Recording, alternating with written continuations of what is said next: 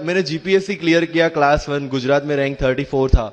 UPSC clear किया rank 570 IPS becoming the youngest IPS of Gujarat at such a early age and then people come to you and बोलते हैं आप बहुत नसीबदार है, you are very lucky. I tell them in reverse, luck favours the brave. कोई अपना luck साथ में लेके नहीं आता, वो बनाना पड़ता है। अगर आपके पास रिस्क लेने का एटीट्यूड है, सी मैं गुजराती हूं and we know the business, and business का एक ही फंडा है, higher the risk higher the profit. So अगर 8:30 को आपका एक्सीडेंट होता है और 9 o'clock आप मेंस की एग्जाम देने जा सकते हैं, इंटरव्यू से पहले 1 महीने तक आप हॉस्पिटलाइज्ड है और उससे 1 वीक पहले आप दिल्ली जाके उसकी प्रिपरेशन कर सकते हैं, तो luck has to come with you. उसको आना पड़ेगा और आपको आईपीएस बनाना पड़ेगा।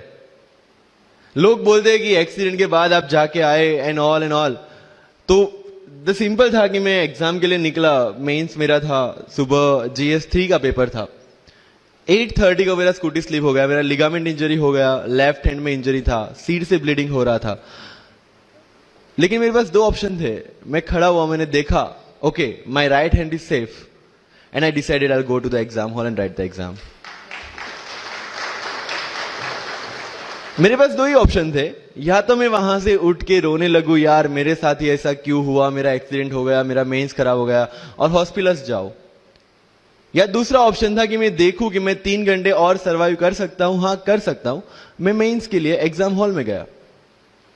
ये जितने भी फोटोग्राफ्स लगे हैं, सर ने जैसे बताया कि जितने भी इंसान सक्सेसफुल हुए, अगर आप उसकी लाइफ स्टोरी देखेंगे तो कहीं ना कहीं एक मोमेंट आता है जहां पे वो इंसान की जो स्ट्रगल है वो पीक पे हो जाते हैं। वो इस मोमेंट पे आपको डिसाइड करना है कि आपको वहां से यू टर्न लेना है या आपको वहां से आगे निकलना है। इन सब लोगों ने डिसाइड किया कि उनको वहां से आगे निकलना है, एंड दैट इज द फंडा ऑफ लाइफ। सक्सेस उन्हीं को मिलता है जो इस स्ट्रगल वाले मोमेंट से आगे निकलने की सोचते हैं। जब भी आपको लगे कि आपके सिर पे बहुत मुसीबत है, जब भी आपको लगे कि आप हर तरह से गिर चुके हैं, जब भी आपको लगे कि आपके पास कोई ऑप्शन नहीं है, तब एक चीज आप अपने दिमाग में लाइएगा कि यही मोमेंट है जहां से आपकी तकदीर बदलने वाली है। क्योंकि डायमंड जो होता है वो जितना ज्यादा घिसता है उतनी ज्यादा उसकी वैल्यू होती है। सोना जो होता है वो जितना ज्यादा तपता है उतनी उसकी वैल्यू होती है। अगर आप जिंदगी में तप रहे हैं, अगर आप जिंदगी में घिस रहे हैं, अगर आपको लग रहा है कि आप हर तरह से मुसीबतों में गिरे हुए हैं, तभी आपकी जो वैल्यू है वो बढ़ने वाली है। और यही मेरा एटीट्यूड रहा है। लोग बोलते हैं कि तुम्हारी फाइनेंशियल कंडीशन ठीक नहीं थी, पापा इलेक्ट्रिशियन थे, मम्मी हाउसवाइफ थी, डायमंड के कारखाने में काम करती थी, उसके बाद उन्होंने मैरिज में रोटियां बनाने का काम किया और उस तरह से मैं पढ़ा। लेकिन जब मुझे पूछा जाता है कि ऐसी कौन सी चीज है आपकी लाइफ में जो आप बदलना चाहते हो, एंड आई सेड नथिंग। क्योंकि अगर वो चीजें नहीं होती मेरी लाइफ में तो शायद आज आपके सामने मैं नहीं होता।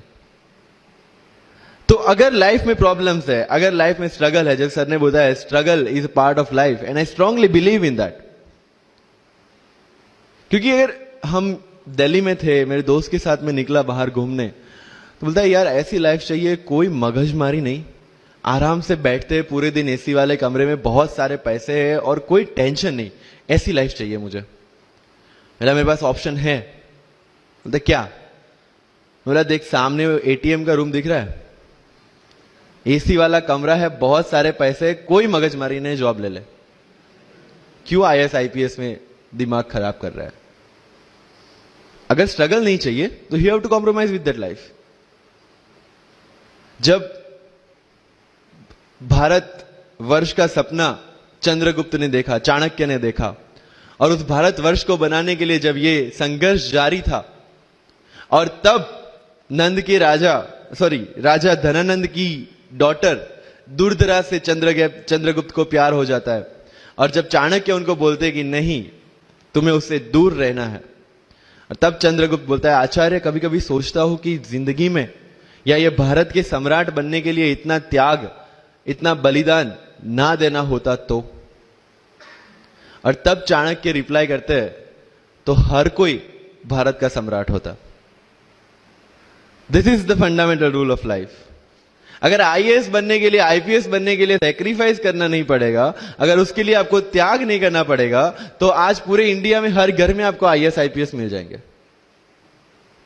So when you are entering into this game of UPSC or MPSC, make sure that you have to sacrifice anything which will take you to your goal.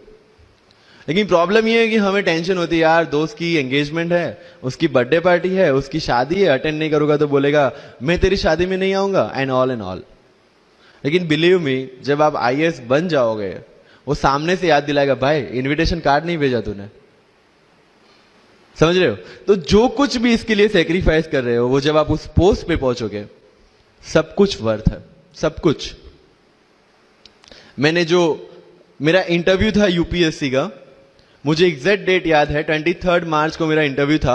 28 फरवरी को मुझे हॉस्पिटल में एडमिट किया गया क्योंकि मुझे इन्फेक्शन हो गया था बॉडी में, एंड बहुत हाई फीवर था, तो आईवी के अलावा कोई ऑप्शन नहीं था। 1 मार्च को ठीक होके मैंने सोचा चलो दिल्ली निकलते हैं। 2 मार्च को मैं दिल्ली पहुंचा। 3 मार्च को वापस से टॉन्सिलाइटिस का अटैक होने की वजह से फ्लाइट लेके वापस से पालनपुर, अहमदाबाद, अगेन हॉस्पिटलाइजेशन। 15 मार्च को I got relieved from the hospital. 16 मार्च को मैं दिल्ली पहुंचा और 23 मार्च को I gave my UPSC interview. तो 1 महीने का हॉस्पिटलाइजेशन।